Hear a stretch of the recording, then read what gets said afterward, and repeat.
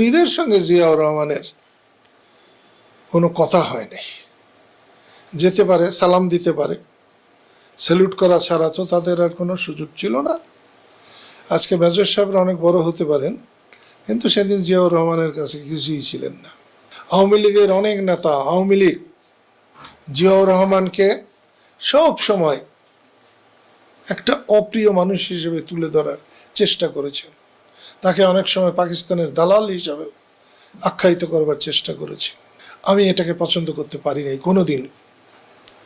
মুক্তিযুদ্ধে জিয়াউর রহমানের ভূমিকা যাই থাকুক, উনি কয়টা যুদ্ধ করেছেন, কয়টা পাকিস্তান আর্মিকে আহত নিহত করেছেন, এর চেয়ে তো বড় কথা উনি মুক্তিযুদ্ধে অংশগ্রহণ করেছেন।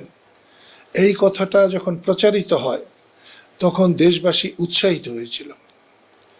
তার উৎসাহ মুক্তিযুদ্ধে বিজয়ের জন্যে 1% হলেও, 2% হলেও, 5% হলেও একটা দায়ী গৌরব। আমার মতো একজন মানুষ